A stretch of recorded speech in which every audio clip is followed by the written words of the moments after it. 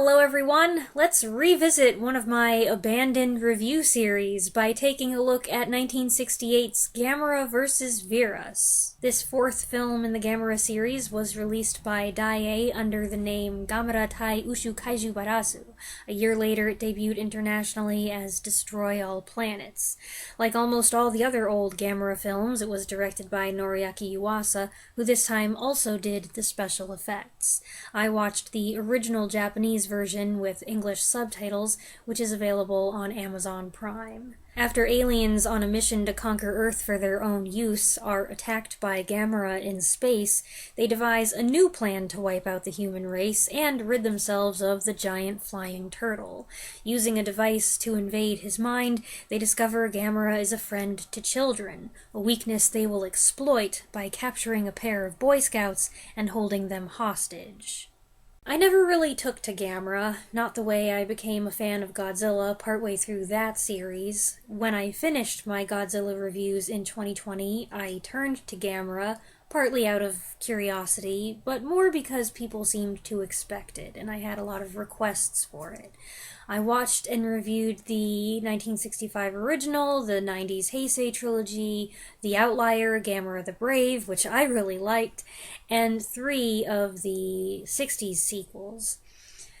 You can probably tell by the long gaps between those last videos that I was losing interest. I did Gamera vs. Baragon in August 2021, Gamera vs. Giron in January 2022, and then Gamera vs. Gaios in April 2023.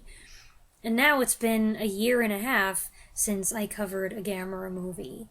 It wasn't necessarily my intention to quit, I just never felt like going back to it. I felt like, okay, I've seen enough. I don't need any more. However, we've started a new year, and I'd like to take care of some unfinished business, so I am going to try to complete the Showa-era Gamera series. Gamera vs. Viras revolves around 2 boys, Masao and Jim. Masao is good with machines and invented the so-called wrist radio, a combination tracker and communication device way ahead of its time, while Jim is good at using a rope and throwing a lasso. He is played by Carl Craig, a kid whose father was an officer stationed in Japan. He was chosen because he could handle the bilingual dialogue, but for someone who had never acted before and never acted again, he does an okay job. We first meet the boys sneaking around an oceanographic laboratory, where they board a submersible, go into the water, and pull a prank by reversing the controls.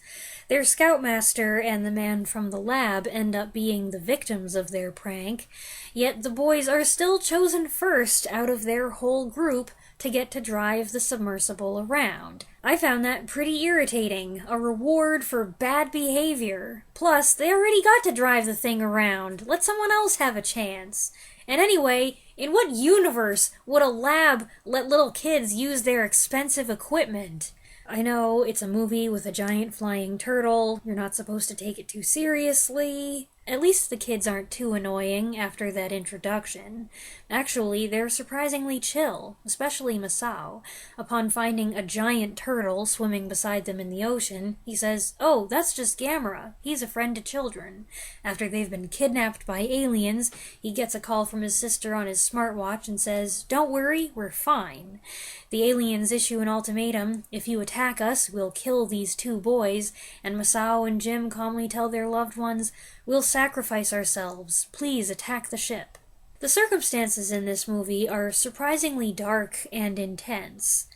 Not that it ever rests long enough for you to really feel this. It's not big on suspense. One of my biggest disappointments was finding out that, due to budget cuts, some of the runtime is padded with clips from past films.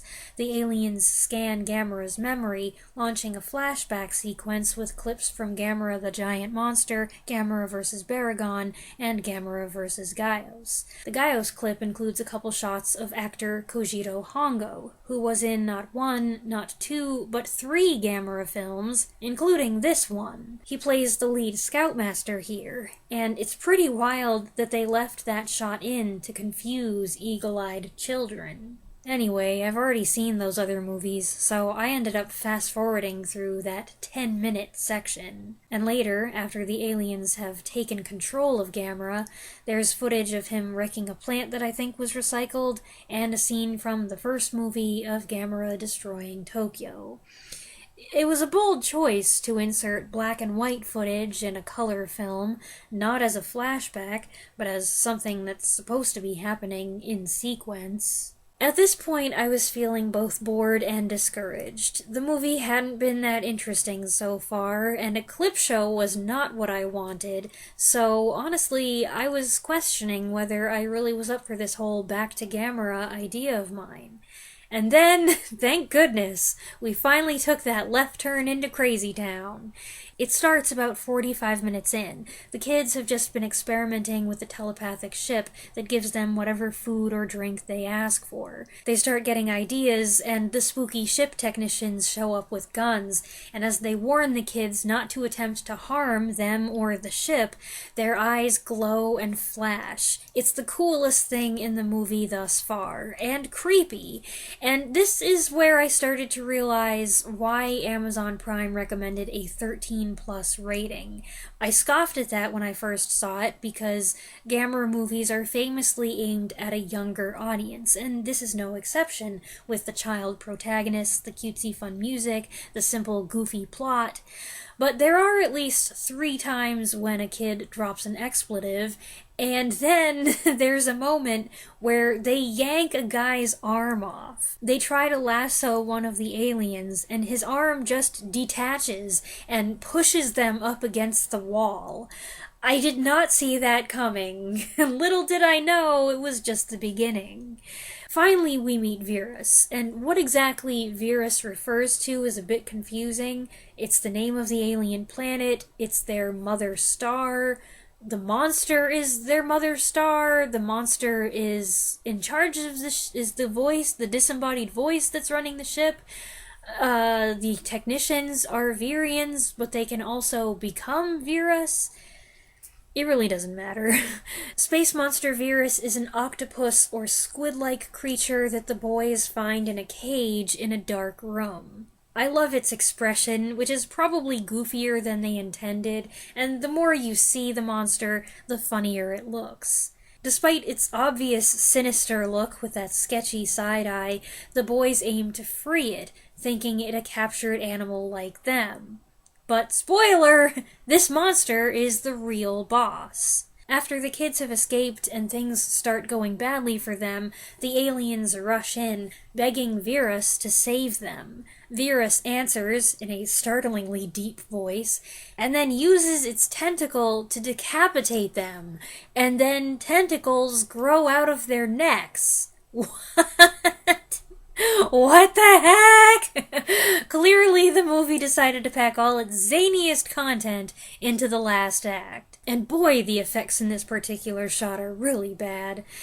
The cluster of regular-sized Virases joins together to form one giant, fabulous Viras smeared with silver glitter paint, and it emerges onto the surface, and Viras and Gamera go after each other in a wonderfully bonkers fight, emitting their nails-on-chalkboard screeches, while the kids yell Gamera's name over and over again.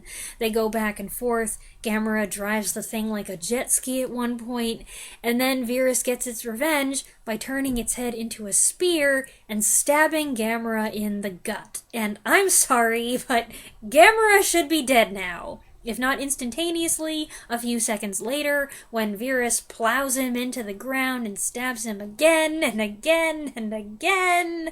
This ought to have killed him. And it doesn't. And that kind of makes me mad in a weird way. Not that I want Gamera to die, but for some reason, showing such an extremely violent attack and it having 0 consequences bothers me. Also, I know monster violence and gore is par for the course with these Japanese kaiju movies, but it's still shocking to me, more than it would be if this were animated. With it being live action, it feels like a little too much for little kids. I feel uneasy just showing clips in my video in case YouTube finds it too graphic. Everything works out in the end. Gamera is apparently fine, he defeats the monster, and everybody waves goodbye. I don't know, this was a rough movie for me. It's got some campy charm, and it's humorously bombastic in the final act, but that comes after a whole hour that I found pretty dull. In 1968 Japan, however, Gamera vs. Viras was a box office hit, enabling Daiei and director Noriaki Iwasa to continue making sequels for a few more years. I already reviewed the next one, Gamera vs. Giron, which was a very absurd but entertaining entry, and now I think I see that based on this movie's success, they kind of determined a new direction for Gamera. More violence, more insanity. We'll see how the ones that came after that compare. I hope you enjoyed this review of Gamera vs. Viras. Let me know what you think of this movie if you have seen it in the comments below, and I'll be back next Saturday, no doubt with something completely different. Thanks for watching.